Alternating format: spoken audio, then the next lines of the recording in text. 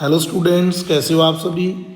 आज हम tissue chapter में मस्कुलर टिश्यू की बात करेंगे। आपको पता है कि एनिमल टिश्यू के बारे में जब हमने बेसिक डिस्कस किया था तो आपको ये बताया गया था कि एनिमल टिश्यू जो हैं वो 4 टाइप्स के होते हैं। फर्स्ट इज़ एपिथेलियल, जो हम ऑलरेडी डिस्कस कर चुकी हैं। उसके बाद हमने कौन सा टिश्यू पढ़ा था, कनेक्टिव टिश्यू। और थर्ड वन मस्कुलर टिश्यू, और इसका दूसरा नाम है मसल टिश्यू। इसको हम मसल टिश्यू भी बोल देते हैं, जिसको हम मस्कुलर टिश्यू भी बोल सकते हैं। दोनों में कोई फ़र्क नहीं है, सिर्फ इसका जो नेम है इसको हम मसल टिश्यू भी बोल सकते हैं। अब हम इसके बारे में डिटेल में पढ़ेंगे कि मसल टिश्यू क्या होता है। आपके एनसीईआरटी के अकॉर्डिंग देखते हैं मस्कुलर टिश्यू और muscle tissue. Muscular tissue consist of elongated cells, means आप ये कह सकते हो कि जो मस्कुलर टिश्यू के सेल्स होते हैं वो इलोंगेटेड होते हैं, लंबे होते हैं। ऑल्सो कॉल्ड मसल फाइबर्स, इनको मसल फाइबर्स भी कहा जाता है। This tissue is responsible for movement in our body. तो ये सबसे अच्छी बात है कि जो भी आपकी बॉडी के अंदर मूवमेंट होती है that is due to muscles. और मसल्स किससे बनी होती हैं, मस्कुलर टिश्यू से बनी होती हैं। इट मीन्स जो भी आप अपनी बॉडी के अंदर हिलजुल करते हो, मूव करते हो एक जगह से दूसरी जगह, that is due to muscular tissue. और एक जगह से दूसरी जगह को जाने को हम बेसिकली क्या बोलते हैं, लोकोमोशन। लोकोमोशन और मूवमेंट में यही डिफरेंस होता है। मूवमेंट में जैसे आपने बैठे बैठे अपना हाथ हिला लिया, आप अपने पैर हिला रहे हो, ठीक है, तो इसको हम बोलते हैं मूवमेंट। लेकिन जब हम एक जगह से ए पॉइंट से या बी पॉइंट पे चले गए, इसको हम बोलते हैं लोकोमोशन। तो locomotion as well as movement दोनों में ये हेल्प करते हैं। कौन, मस्कुलर टिश्यू और मसल सेल्स। हम आगे देखते हैं मसल कंटेन स्पेशल प्रोटीन्स। अब ये बहुत इंपॉर्टेंट है आपके लिए इस चीज़ को नोट करना।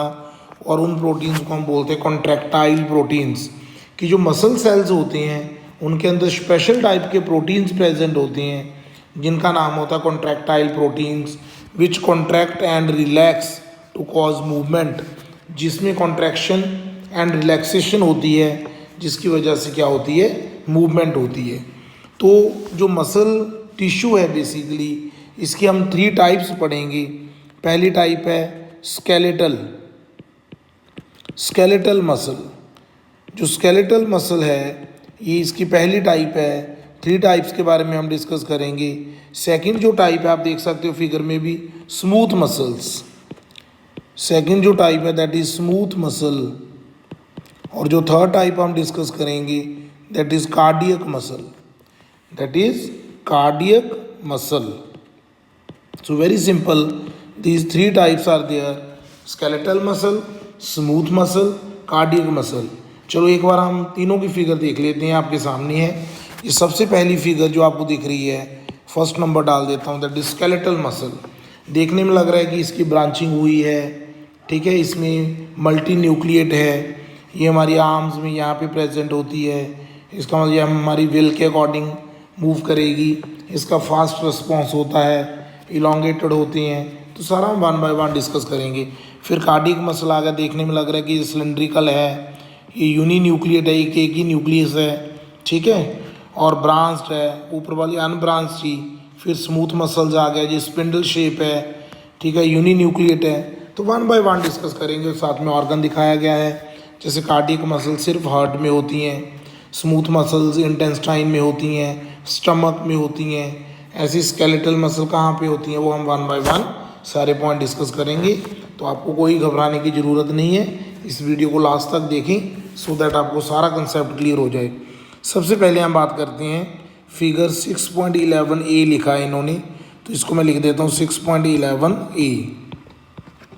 ये है स्केलेटल मसल्स, ठीक है, क्या होती हैं। These muscles are called skeletal muscles as they are mostly attach to bones and help in body movement. तो जो ये सबसे पहले फिगर बनी हुई है स्केलेटल मसल्स, इनको स्केलेटल मसल्स क्यों कहा जाता है। जैसे हम पूछ लें कि why skeletal muscles are called skeletal muscles. आपको सर ये क्वेश्चन तो बना नहीं कोई, लेकिन बहुत इंपॉर्टेंट है ये। क्यों कि स्केलेटल मसल्स इनको इसलिए कहा जाता है कि जो हमारे पूरे स्केलेटन के साथ अटैच होती हैं, बोन्स के साथ जुड़ी होती हैं, बॉडी मूवमेंट में हेल्प करती हैं। जब हम इनको माइक्रोस्कोप के अंडर देखते हैं, these muscle show alternate light and dark bands.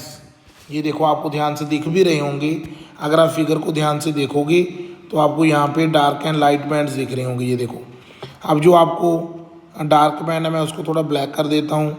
ये आपको डार्क बैंड्स दिख रहे हैं बीच बीच में, और बीच बीच में इसके लाइट बैंड्स हैं। So dark and light bands are present. ठीक है, इसको स्टीरेशंस कहा जाता है।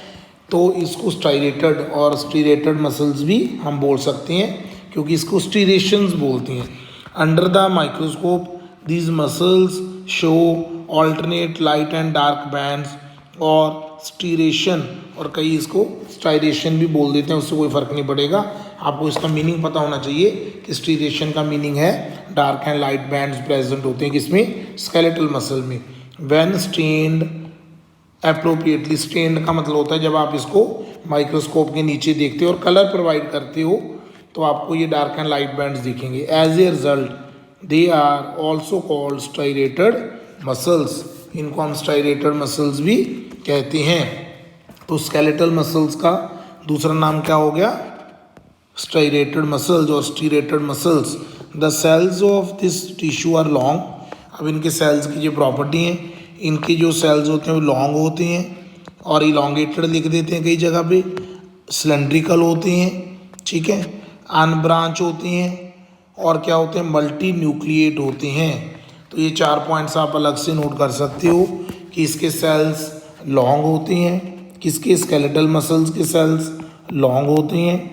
दूसरा, सिलेंड्रिकल होते हैं, इसकी शेप जो होती है वो सिलेंड्रिकल होती है, लाइक सिलेंडर। तीसरा, जी अनब्रांच होते हैं, इनकी ब्रांचिंग नहीं होती।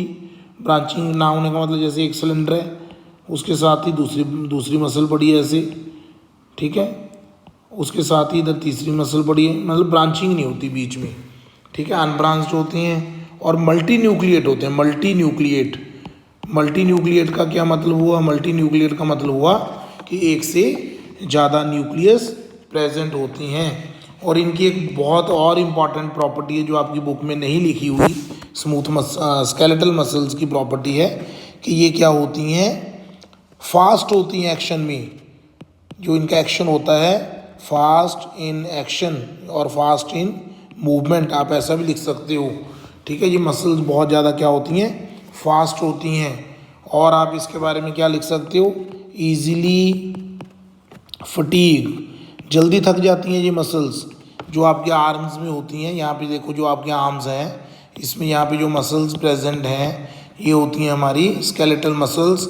जैसे आप कहीं आज आपने कोई हैवी एक्सरसाइज कर ली तो 1-2 दिन के लिए आप बहुत ज़्यादा थक जाते हो, बड़ी जल्दी थक जाते हो, क्योंकि ये जो मसल्स होती हैं स्केलेटल मसल्स, तो ये क्या करती हैं, जल्दी थक जाती हैं। इस चीज़ को आपने ध्यान में रखना है।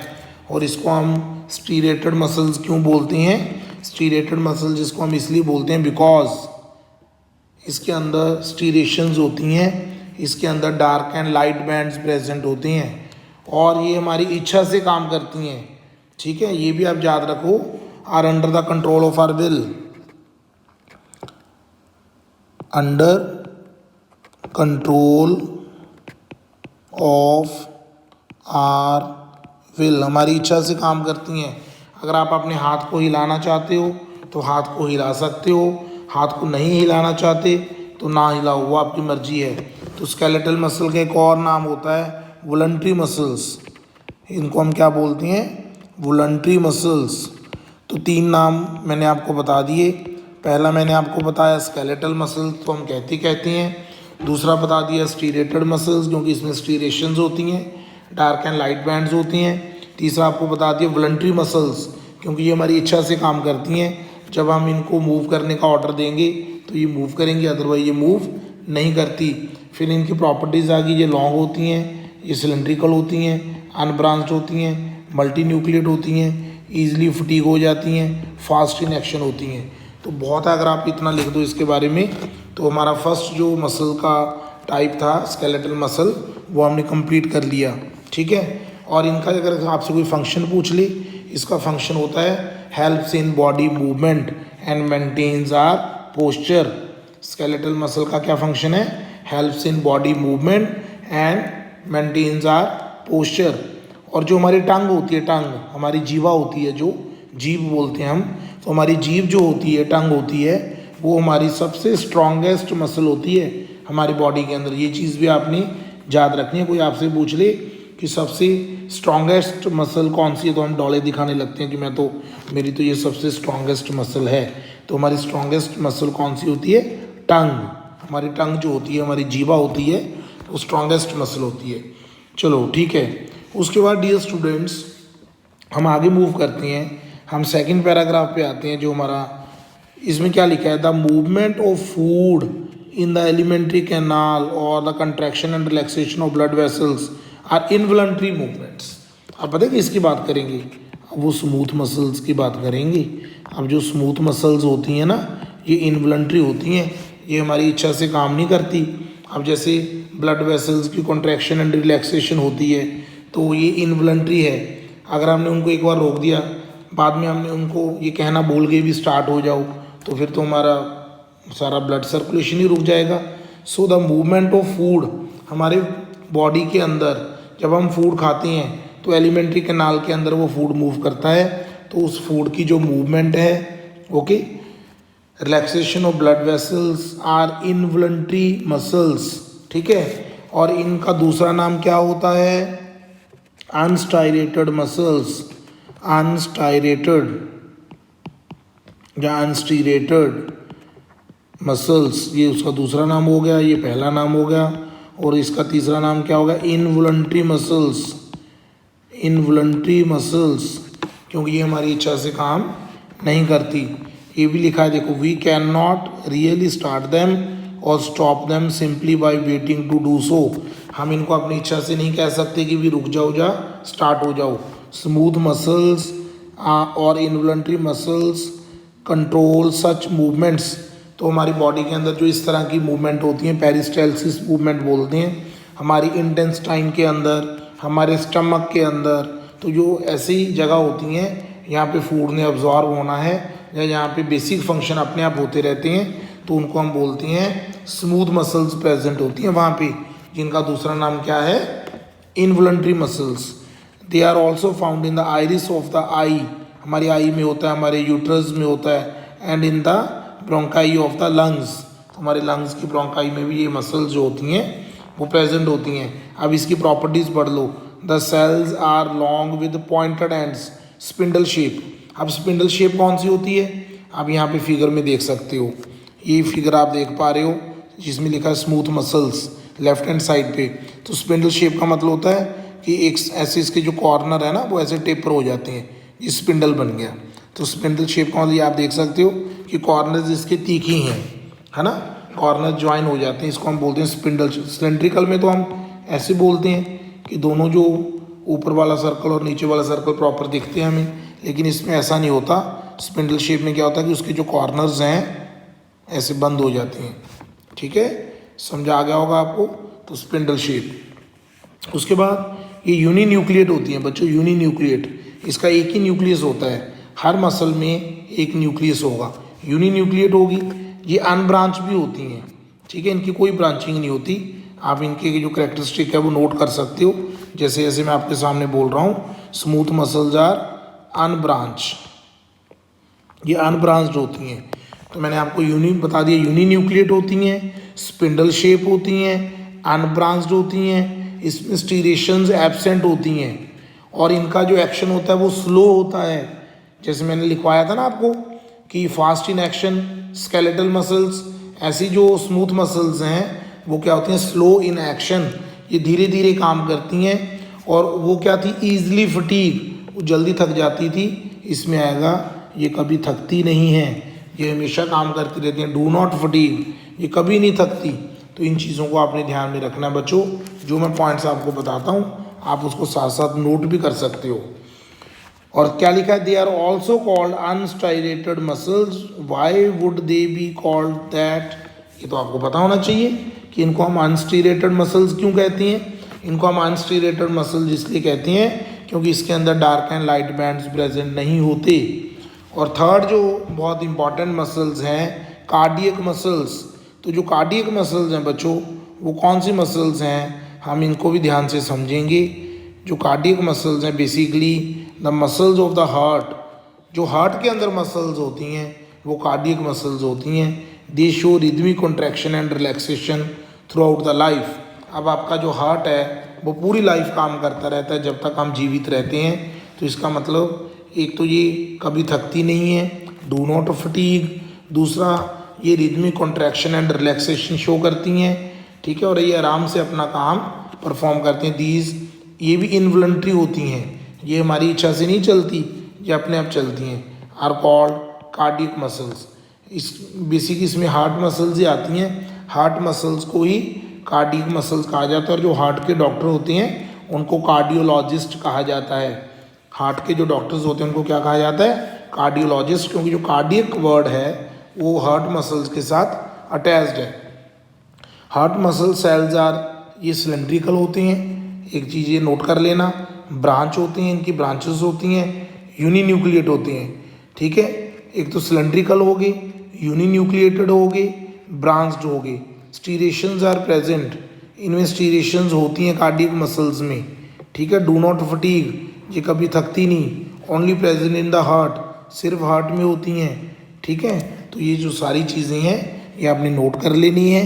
Performs contraction and relaxation in the heart walls and help to pump and distribute blood to the body, पूरी बॉडी में ब्लड डिस्ट्रीब्यूट करने में हेल्प करती हैं। तो आज का जो हमारा टॉपिक था उसमें हमने किसके बारे में पढ़ा? मसल सेल्स के बारे में पढ़ा, मस्कुलर टिश्यू के बारे में पढ़ा। अभी हमारा एक टॉपिक पेंडिंग है, नेक्स्ट वीडियो में हम नर्वस टिश्यू की बात करेंगे। इसके बाद हमारा जो चैप्टर है वो कंप्लीट हो जाएगा। तो डियर स्टूडेंट्स, इस वीडियो को आप फिर से दोबारा देख सकते हो, लेकिन आपको कंसेप्ट की क्लैरिटी होनी चाहिए, ठीक है। और अगर आपको ये वीडियो अच्छी लगे तो अपने फ्रेंड्स के साथ शेयर जरूर कर देना। Okay, thank you.